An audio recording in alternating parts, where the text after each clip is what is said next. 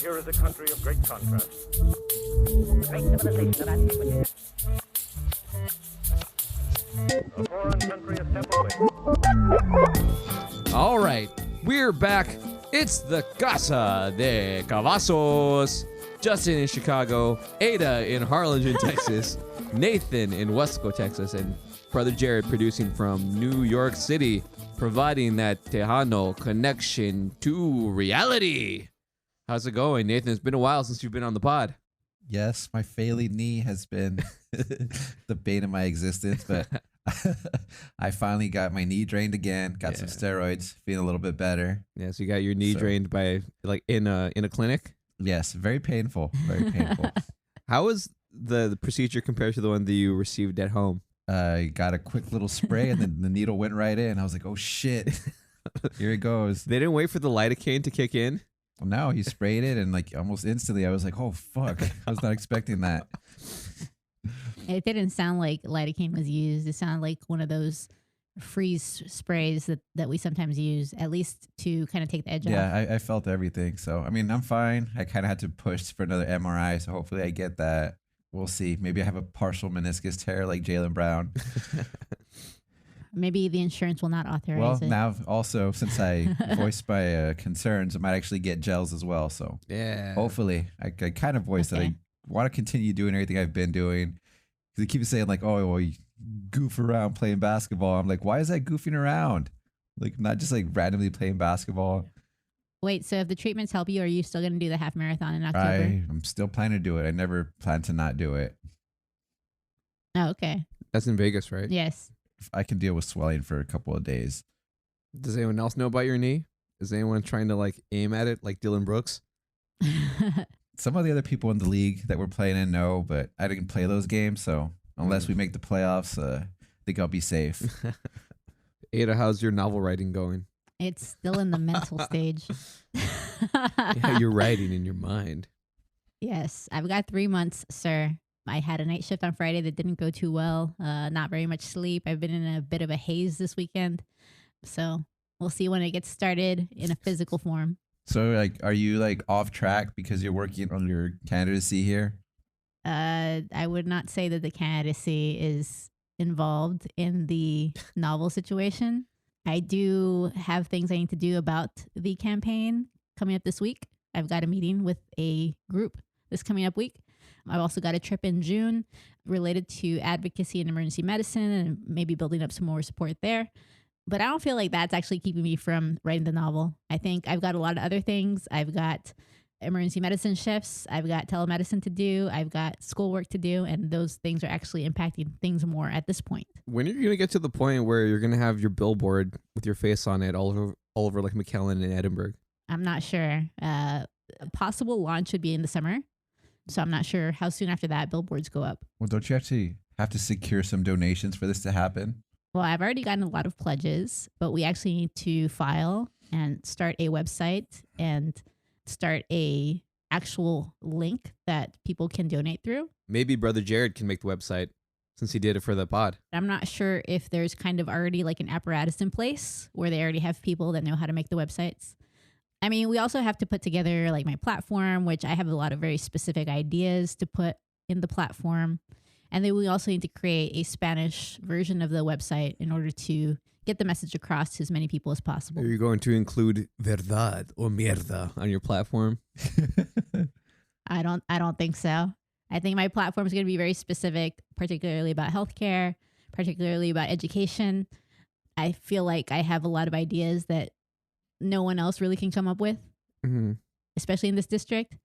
And I hope to put those things here. Nobody else? Sounds very Trumpy in there. Yeah. You're going to possibly be the greatest campaign of all time in this district. Yeah, I'm totally Trumpy. It's like a campaign you've never seen before. You're going to have rallies. So many big words. I'm sure there'll be some rallies at some point down the road. You got to do that thing that Japanese politicians do and just like stand in a public square and just talk on your platform like all day. Just show up randomly. I don't know if I can talk that long. That's what Charlie Kirk said, didn't he? That all of the liberals can't talk more than 30 minutes. Yeah, you just got to show up to the pulga, stand up for 3 hours. Yeah. I mean, I don't mind going to the pool and talking to people. I'm not sure though about just standing up on a block for 3 hours. I feel like I just want to talk to people one-on-one more so than just standing there and speaking. Max exposure right there. You could be right next to Bronco 956 and some of the other local characters that have emerged. I don't know who any of those people are. You're not from the 956. Oh my God, you're not Mex enough. What the heck? Well, I don't spend time there. I was all insular, just in the house all the time when I was down there. Yeah. Right. Well, next time Yeah. you come down, you're going to the Pulga so you can see all the characters that have made their appearances there. Among these characters are many boys who become young men. I know Nathan had talked about this Atlantic article. Wondering, is society failing our boys and young men? And what does that mean specifically for the Tejano community? So we're saying this is a verdad o mierda, whether or not society is failing boys. So what do you think, Nathan? First of all, give us a recap of this article.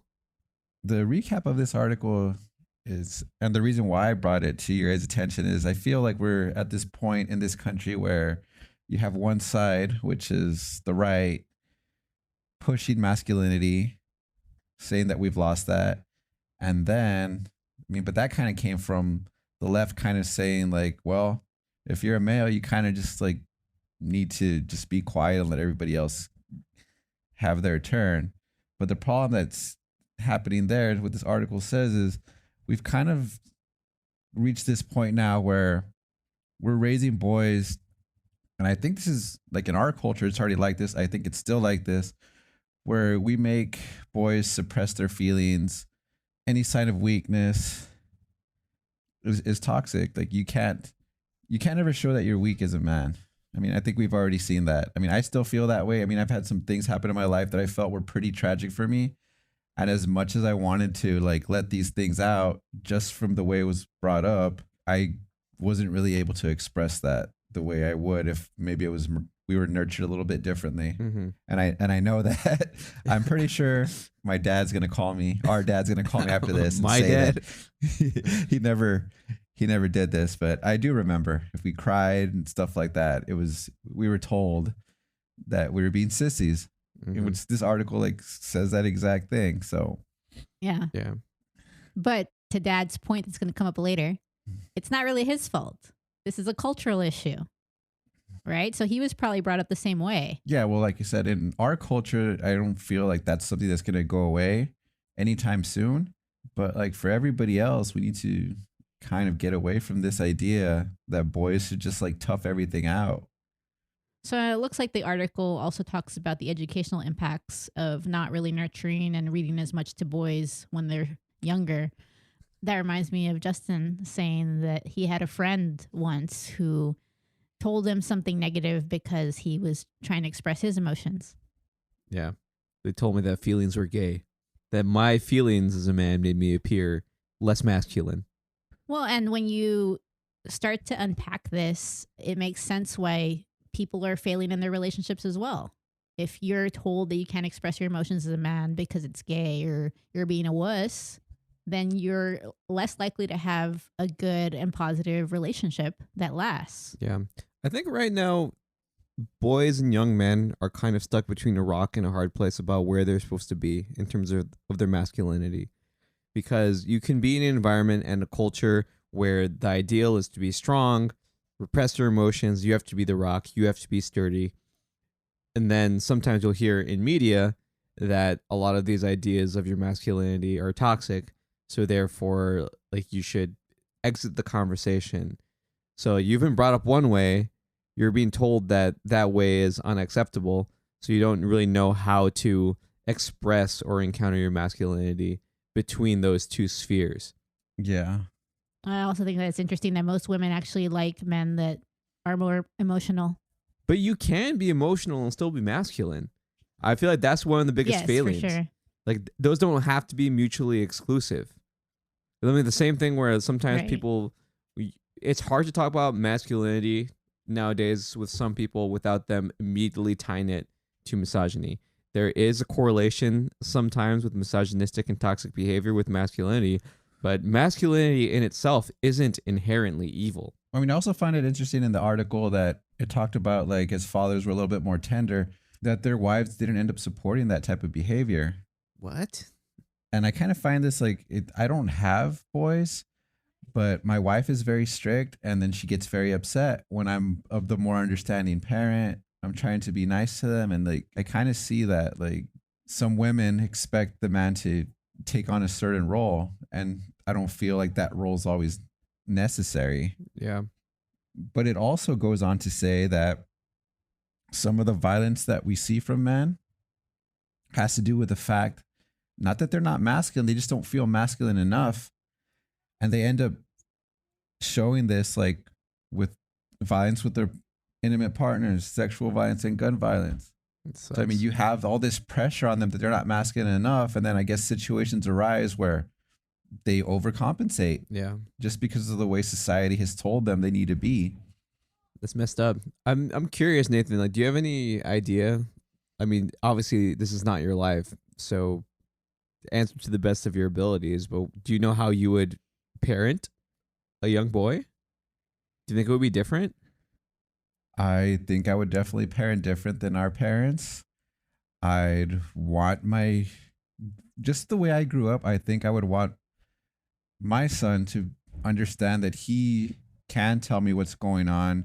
It's okay to have moments of weakness and kind of, be like, sometimes, yeah, I mean, there might be some times where you don't want your boy crying every single time, but not to the point where my son would feel like, oh, if I cry, my dad's going to come call me a wuss, call me a sissy. Mm-hmm. I mean, you would probably handle it the same way that you would handle it with your daughters. I mean, your daughters used to cry a lot. Yeah. So, I mean, I think like now that I have daughters, if I had a son, like I said, I mean, of course it's going to be a little bit different being a boy, but I definitely would not want them growing up thinking that they have to suppress all their feelings, and that showing any little bit of weakness does not make them less of a man. So what do you think too about the educational piece of this article? I thought that was really interesting because boys are falling behind educationally. And this starts to tell you a story of part of the reason, which is that there was an analysis that showed that mothers and fathers spend more time telling stories, singing, and reading to young daughters compared with sons from babyhood leading up to preschool. And what would they do with the boys? Just do it less. So that means that their academics were already suffering from the beginning. Less words, less reading, less vocabulary, essentially. Well, essentially what happens there, from what I had read, is that like, so boys growing up like to be a lot more active. So the parents go ahead and let them go play, do other things, versus the girls inside is being nurtured, read to, sang to. And I mean, obviously that leads to a little bit of a deficiency if you continue down that path. Yeah, I think the same thing can be said when you actually get into the school system in grade school. If you are someone who your primary method of interacting with the world is being active and doing things, sitting in a classroom for many hours a day probably isn't as easy for you. And then you might be considered one of those kids with, quote, disciplinary issues. That's why we have to rethink education, particularly because of boys. I think you have to get a lot more creative. Start having more practical courses that basically meld together math, reading, and like actual projects that they can do with their hands. Yeah, not even this article. I had read in other articles what you guys are talking about there. Like the boys needing that extra activity ends up with them sometimes being disciplined, being labeled as children with like some behavioral issues or whatnot. But it really is like they just need to like get rid of this energy, and then they can function normally. But even if you get further along, even the high school level, you could create like a practical math course where they're studying math, electrical circuits, and then like actually wiring a house. You could do a lot of things that are creative so that boys are engaged, they're active, and at the same time, they're actually getting the knowledge they need for the SAT. Yeah, definitely something needs to be done. Something needs to change before we go down this track where the right makes it seem like you have to be ultra masculine. I think even Zuckerberg made some comment, right, when he ended up going to Trump's side about needing more masculinity. Yeah, but what does that mean to him? Yeah. I don't know what that meant. Kissing the ring again, where like, yeah, we need to Stop caring about everybody's feelings and let just everybody say what they want, regardless of the consequences. Zuckerberg's kind of a weird masculine guy. Like it looks fake. He's got to wear the black shirt with like a huge necklace, and He's seem cool. overcompensating with all his money. I feel like one of those like black T-shirts I heard, like it's like a plain black T-shirt costs like $400. What? What will be the purpose of that? I don't know. Maybe whoever weaved it together was paid minimum wage or something. I don't know. Yeah, the question that I have for you on all of this is: do you think that boys and young men today have good masculine male role models, either around them or in media today? I think there's always good role models, but whether or not they're identified is the issue. Like someone pointed out that Travis Hunter was really nice to this woman on a plane, and that's the kind of model you should have. There are people out there that are good men that exhibit qualities that are both masculine and humble and emotional. They're not getting the recognition. Instead, you've got Rogan, who looks like someone that is not particularly healthy, basically has a lot of toxic ideas about masculinity, and that's who people pay attention to. Or Tate. Tate's also a really bad one. Nathan, looks like you're searching your brain for. You're like, actually, I don't know anyone. I think Scott Galloway. Have you heard of Scott Galloway, Prof G? I think he's a really good example for a man. But not Charlie Kirk. Okay. Heck no. That guy's the worst, man. I mean, I think they're out there just like anything else. I think if you're a growing young male, I mean, you just got to identify a good source. Don't be too influenced by somebody that's particularly biased. And there's definitely good role models out there. Just got to make the right choice. Yeah, I mean, I think about some of the teachers that I had in school growing up. I think there were only a handful, like, because a lot of teachers that we had were women. Only a handful of teachers were even men. But even then, I don't know how many of them I would consider role models. Maybe like 2 of them overall. Like now I'm down thinking about it. Maybe I had less than 5 male teachers in grade school ever. I mean, wasn't that another thing where It's more of a female field. women are more educated than men? So you're starting to see that discrepancy. And I think it's been there for a while. I remember too, being in school even 20 years ago. I mean, it's always kind of been that way, at least in this area. I think there are other factors too. I think if you paid teachers better, you would get more good male teachers, because in the nursing field, I'm seeing a lot of men because it's a good field financially, even though traditionally it's been more of a female field. So back to verdad o mierda, is society failing, boys? I would say Yeah. verdad. All right, on to chisme. That's a new thing now. Well, what's the chisme? What's the chisme? What's the news? What's the gossip? Because it feels like a lot of the stuff that's currently going on in the news feels more like chisme than it does news. Siempre hay chisme con Trump. Donald Trump is the chisme master. How so? He's beefing with Springsteen. He's beefing with Taylor Over what? Swift. He's ranting about multiple things. So is that post real about Taylor Swift? I think I've seen it a few times, like that she used to be hot or something, and now he said something she's not. Well, first of all, don't you think it's funny that we have to question whether it's real because it's so crazy?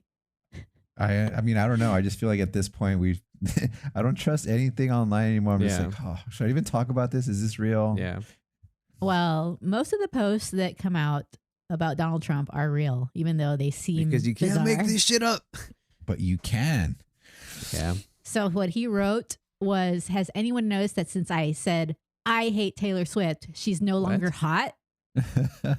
I Yes. did not notice that at all. I have not actually heard anybody talk about this besides seeing it on threads. Like, this is all news to me because I Yes. don't engage with all of that.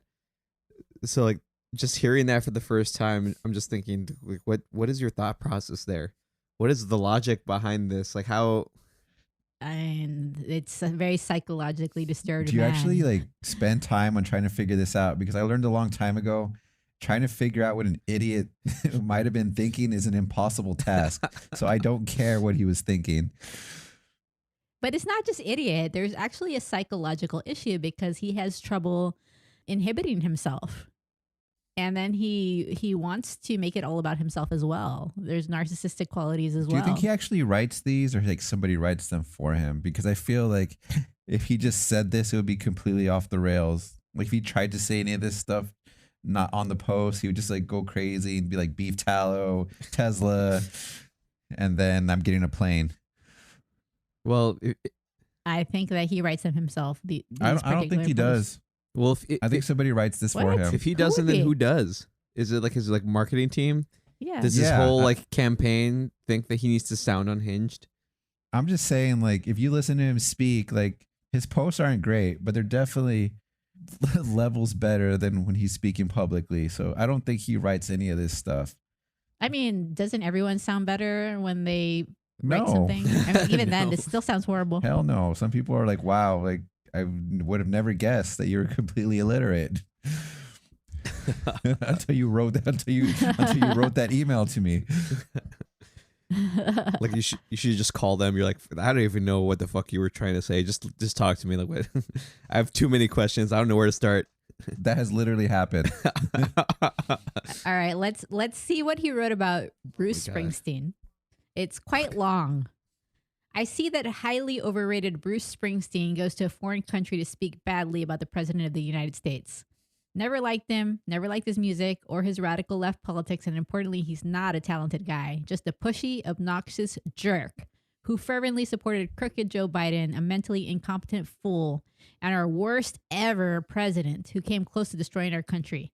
If I wasn't elected, it would have been gone by Right. now. Sleepy Joe didn't have a clue as to what he was doing. But Springsteen is, quote, dumb as a rock and couldn't see what was going on. Or could he, which is even worse? This dried out prune of a rocker, his skin is all atrophied, in parentheses, ought to keep his mouth shut until he gets back into the country. That's just standard fare. Then we'll all see how it goes for him. Narcissist. Yeah, he definitely didn't write that. He probably was just sitting in a room and somebody was there ready to type and he's like, Springsteen, he sucks. Biden's crooked. He's sleepy. Something's wrong with Springsteen's skin. And that was it. And then the guy wrote everything else. Okay, but what is wrong with Springsteen's skin compared to Trump's? Apparently nothing. Apparently, he doesn't use beef tallow, so. Doesn't rub it in there. You can't get that beef tallow in Europe, can you?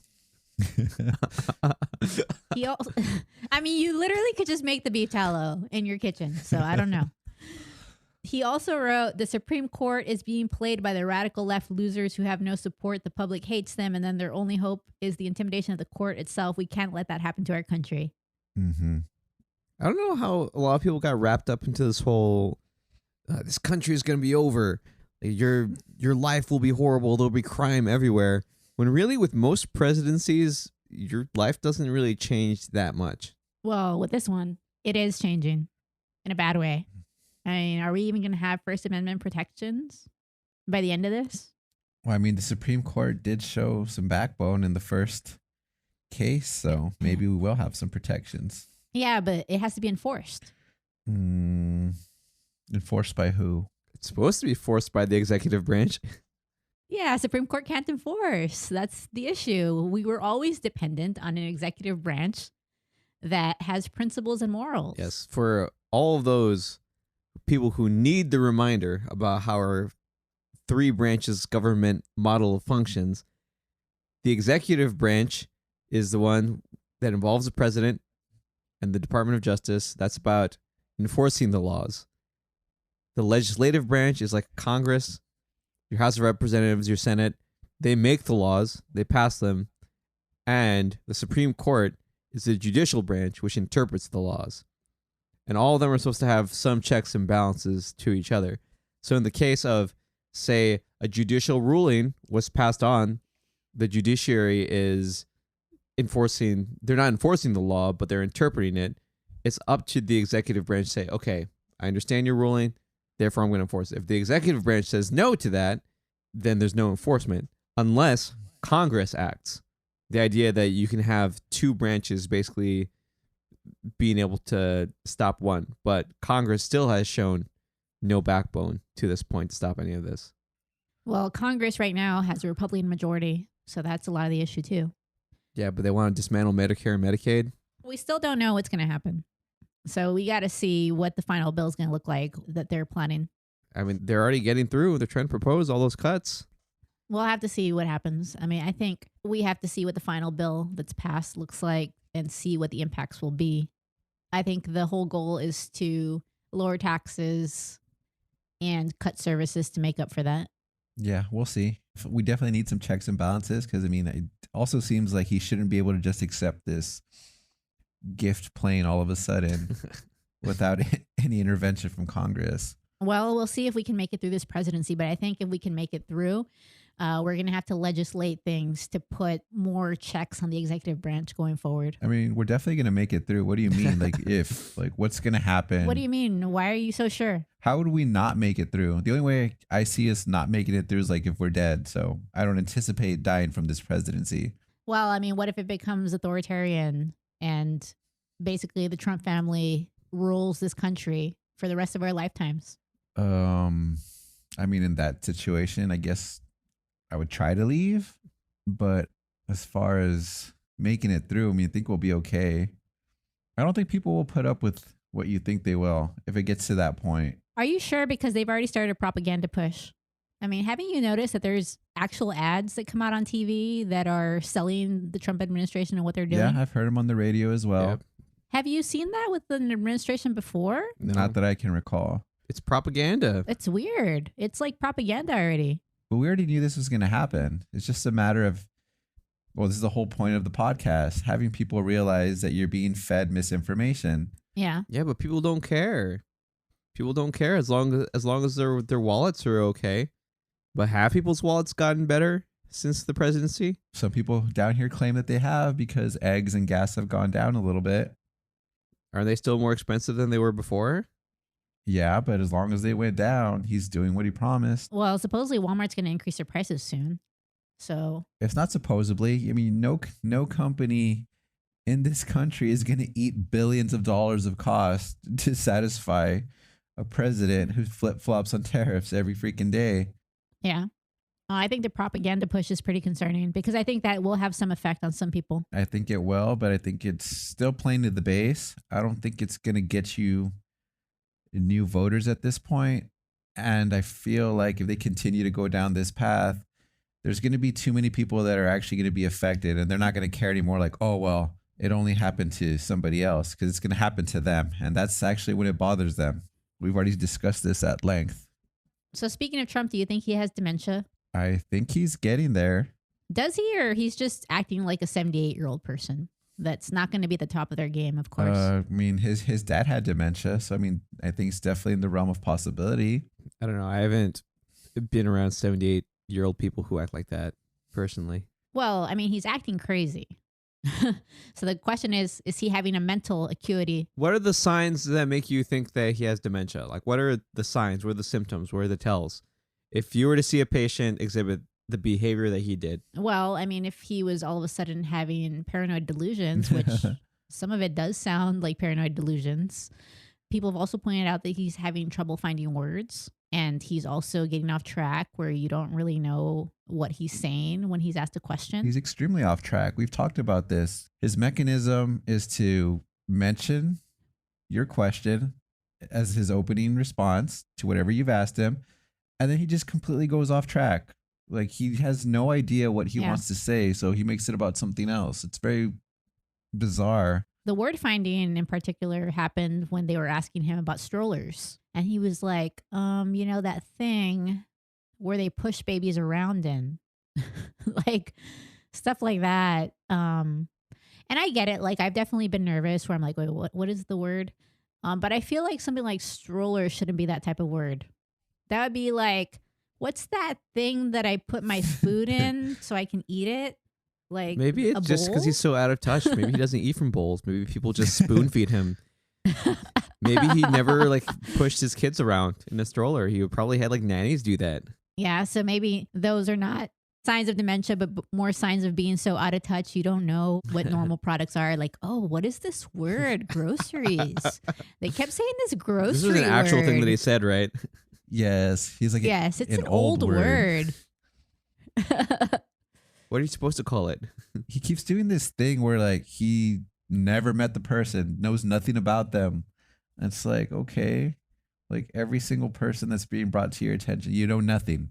Is that dementia or is that just lying? Because he uses that strategy, like when they were interviewing him about Biden, they were saying that they had interviewed Biden, and he's like, "Yeah, no, I don't know."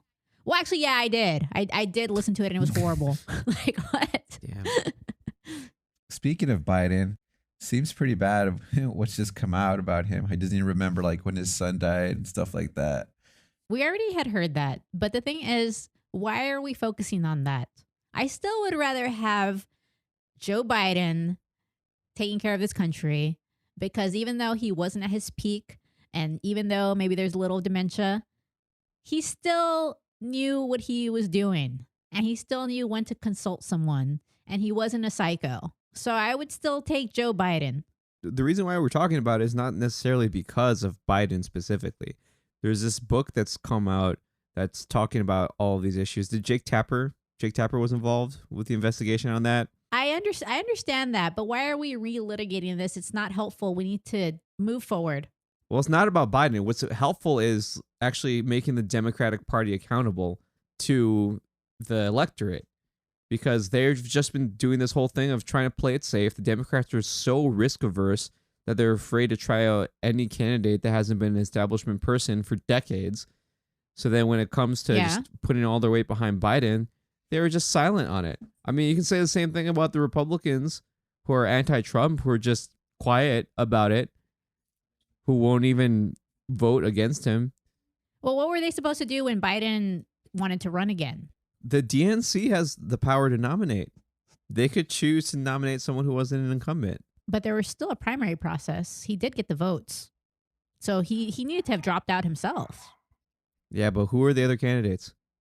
I don't think really anyone tried because Biden was running again. Yeah, it's more of a problem with the establishment. And even though like a lot of progressives are really frustrated with how the Democratic Party is just about being in line, about just kissing the ring, paying your dues, and not actually what people want and need. So, because what's going to end up happening is what happened the last Trump presidency, is that you had a bunch of people who are like, well, see, this is what happened when you didn't elect us. But then they don't actually do anything to improve their platform meaningfully for a broader range of people.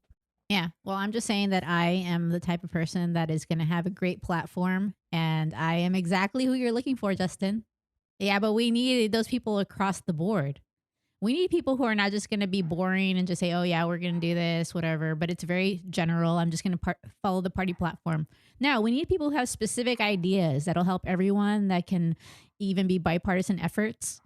I think the Democrat Party right now does understand that we need to do something different. And I think we just need to get the right candidates out there who have that energy and those creative ideas. We just got to get people who are willing to do it. What would be great to see from you, if you're able to get elected, is if you can push back against some of the establishment norms that the Democratic Party has held on to for so long. If you're out there willing to fight and be outspoken for people and care about that and the constituents more so than the pecking order within that House of Congress, I think that's like a huge win for any candidate. I think a lot of ER doctors would be that type. And that's why we need to elect more ER doctors in particular, because we are the type that will just not care about the pecking order. We're going to try to fight to do the right thing. We're going to try to work with the really asshole consultant. And I guess you can consider that maybe Marjorie Taylor Greene, because we need to get the right thing done, regardless of who we need to work with. And Nathan seems skeptical. Yes, very skeptical. I think right now is the perfect moment to actually get things done, because people are understanding, especially in the Democrat Party, that things need to change.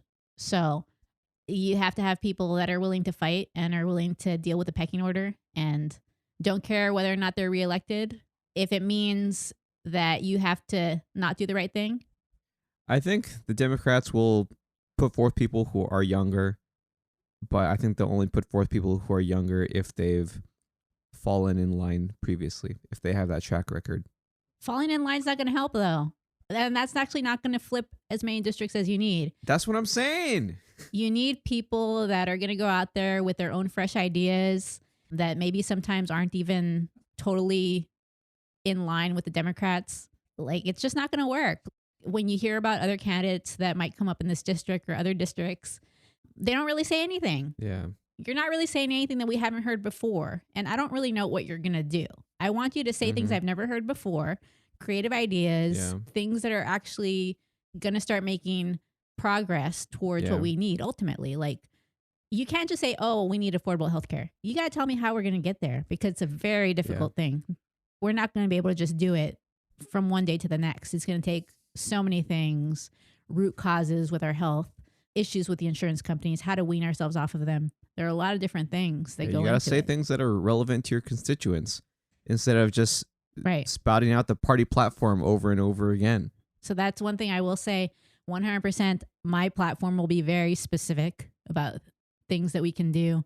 Short term, long term, things that are cheap, things that are not as cheap, because obviously we can't afford a lot. We've got a huge deficit. We do have to think about, even as Democrats, how we can afford to do certain things that can improve the country. I think like sometimes this idea that you can do some of those things that aren't necessarily in line with what people see on the internet from left-wing folks is very confusing, because there's this idea of ideological purity. Either because of the algorithms or because of our two-party system, you have to have the exact same core beliefs across the board, even if culturally, geographically, you just have a different set of circumstances. Like, I talked to someone recently about potentially having a campaign coming up, and like, oh, what's the platform? Like, I said, well, she's like a pretty moderate Democrat, and then the response like, oh, so like a right wing Democrat. And then I was like, she like wants like affordable health care, and like she voted for Bernie in primaries in 2016, and that confused them. That confused that person. They're like, how? What? This is impossible. Like, how can you want both of these things? It's like, no, like there's like this ideological purity. We just been brainwashed by algorithms and the two-party system into thinking that you have to have exactly one set of values or exactly one set of values on the other side. I will also say that I think every person is different, and what your definition of a moderate is can differ from another person. So for me, it means more like I'm willing to work towards like a middle ground, but I agree with a lot of progressive ideas. The issue is, how do we make those progressive ideas work for most people? How do we do things in a progressive way that are affordable? Things like that. One step at a time. Yeah, like, of course we need $20 minimum wage, but we can't do it immediately. It has to be graduated in some way. And we need to work with different communities as far as, you know, maybe considering even cost of living in certain areas. Would you be willing to compromise, like say 15? Yes, but I think also it's hard when, like, let's say here it's $7.25 an hour. So going to 15 is doubling it. So you have to think of a way of doing it slowly, maybe even tying it a little bit to cost of living. Maybe certain areas can go to 15 already, but certain areas can't. Well, another issue is the wage for tipped workers. The federal minimum for that's even worse. And a lot of people still nowadays won't tip, even though that's part of the livelihood. The idea, especially in South Texas, you need to increase that because people tip very poorly down here. So there's a lot that can be considered, that can be workshopped, but can be a moderate, but it can mean something different to you than it means to another person. And like you said, you can like Bernie, but be considered a moderate. I mean, nowadays, like moderate means actually giving a shit about what someone whose beliefs that are not yours actually thinks. Yeah. I mean, that's what we got to aim for, right? Either to convince someone or just to get a better understanding with someone who has different life experience than you, and try to meet in the middle, because we're all just trying to do our best here. We're not really doing our best right now, frankly, with the way that things are going. But yeah, before society can fail, boys, before society can fail, period, we got to take a couple of steps to come together. On a more exciting note, did you want to talk about some of the feedback to our beef tallow Not really. situation? I don't know Okay. what to say to all of this. No, y'all went completely What do you off wanna talk track about? there. You completely cut out that segment. This is way off. Completely off the rails there. Okay, fine. Do the segue. The moment passed. It's gone. I had segue for beef tallow for fucking 10 minutes, but y'all never shut the fuck up. No, it's over. You just kept going and going. There was there's no chance to say shit. It was like from dementia to like just endless fucking candidacy, which we fucking talked about in the first 10 minutes. Yeah. I also don't know what we're supposed to say to this beef tallow. I personally was trying to avoid it. He actually did it on purpose, sir. He's like, actually, let's talk about other things. Like some of these aren't even questions. These aren't questions. These are just comments. Like, Yeah, but it's interaction. but I don't even know if any of this shit is true or not. What do you mean? It's true to the person. How am I supposed to say this is true or not to someone that says use it every day and I love it? Like what? How am I It's supposed true to to respond them. to that? I mean, the thing is that now there is a lot of research coming out that placebo effect is real. Like people actually feel better sometimes, or their symptoms improve when they think it works. Before we go, let's talk a little bit about basketball and how exciting today is. Game 7, Denver OKC. Who's going to win? The final game of the second round. I'm picking Denver because that was my original prediction. So I'm picking Denver to come out of Game 7. I mean, do you think Denver can play 2 good games in a row against this Thunder team? Yes. Yes. Jokic. Who's going to take up the Gordon minutes? Are you still picking Denver even though Aaron Gordon is officially out? No, they're not going to Westbrook, win. 40 minutes. Are we going to see more Dario Saric like that? Fuck. Lob City. Yeah, a million missed free throws. They're going to do the hack of Jordan if they get into foul trouble. I think we're going to see DeAndre Jordan. I don't know. It's a lot to give up for a game 7. I'm done. I'm not on the team. My prediction stands Denver in 7. We're going to find out in a few hours. Without Gordon, I find it very difficult to think that they can be OKC. It'll be harder, yes. Your prediction's done. Injury kills your prediction. It'll be harder, yes. Jokic is going to have a game for the ages. You're going to need to have the Porter game too, where he hits like 7 threes or something. You're going to have Jokic, Murray, Porter, Westbrook Brown. getting them through Game 7. Oh, that'll be really interesting. I honestly do not know what would happen with Minnesota. I think OKC could take Minnesota. Is it going to matter? Are they both going to lose to Minnesota anyway? I just think with Denver against Minnesota, Minnesota was a huge matchup problem for them last year, and they didn't get deeper in the ways that I think would meaningfully allow them to challenge Minnesota. OKC is a different story, though. Denver? Possibly. They're getting experience right now. OKC has everything they need. Just got to put the experience together.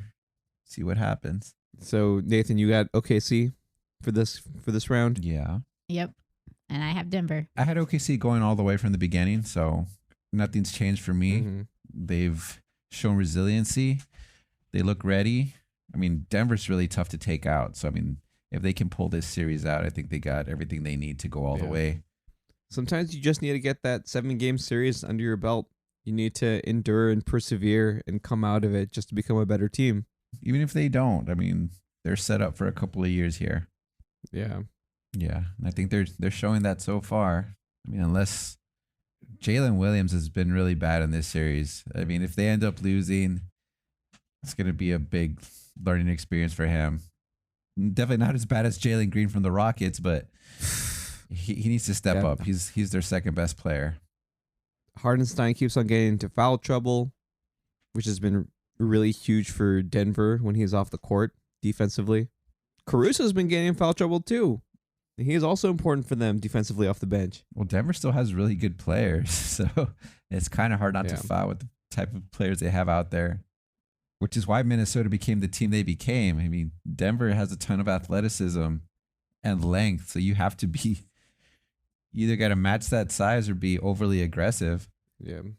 And be willing to go a little bit deeper on your bench. I was having this conversation with my friend who came over to watch that Game 6 and seeing Strother really ball out on his moment. Like, he's barely played in these playoffs. It's hard to see that anymore because so many of these teams are stacked up front. They don't play through their lineups in the same way. You don't have that kind of moment that might happen in the 90s and 2000s where there's just some role player that suddenly has this epic game that is super important to a playoff team. You know, like Steve Kerr had that performance with like the Last Dance Bulls. You rarely see that nowadays because people are only going 6-7 deep instead of the random guy having the awesome series or the awesome game. Yeah. It's kind of got like the way baseball is. I mean, certain matchups could give you a little bit better game from a role player, but they're probably not going to put up 30, 40 points. Well, we're ramping up for a really exciting conference finals couple of series. NBA finals will be coming up soon too. So I don't think we're going to have good series. I think Indiana is going to make quick work of New York. really? Yeah, Indiana looks really, really good. Dude, Jalen Brunson, Mikal Bridges, Kat. Tyrese Halliburton. Come on now. Check the tape. It's going to be interesting. Ever since they said Tyrese was overrated, he's been playing on another level. Well, I'm going to New York pretty soon, and I might catch a game with Brother Jared. What you really got to watch for, I think, for that series is just kind of seeing how New York's wing defenders handle all of that talent on the wings for Indiana. Because I think that's going to be stouter. Because even though that defense for Cleveland is swarming, their interior is where that defense thrives the most. You have better wing defenders out for the Knicks. Good Josh Hart minutes, OG Anunoby, Bridges. I mean, that's what kind of bothered the Celtics a lot in some of those games too. Those guys were giving Brown and Tatum all they could handle on those games that they won. Well, first of all, if your name is OG, you're just going to be badass. So. I just feel like the Pacers are more athletic and they're more talented. So if it comes down to it, I think the Pacers could shoot the Knicks out of their defense. It'll be interesting. Yeah. I'm going to say Pacers in 7. I'm making no prediction. I feel like it's very up in the air. Pacers in 6. Or Jalen Brunson gets him to the finals. I think Halliburton might be playing better than Brunson. Mm-hmm. The way he's controlling that team. We'll see. Keep up with us on all of the platforms. We're on iHeart, Spotify, YouTube, Amazon, and Apple Podcasts, or wherever you get your podcasts. CasaDeCavazos.com for our RSS feed if you want to find the podcast that way, or if you want to send us a message. You can also send us messages at casadecavazos.bsky.social, Casa de Cavazos on Instagram. We want to hear from you about all kinds of topics. Specifically, how the beef tallow is working. Yes, indeed. Next, we should talk about the health benefits of direct injection of beef tallow. Oh, no. that would be actually dangerous. Do not inject beef tallow. Pretty sure it would kill you. Fat embolism.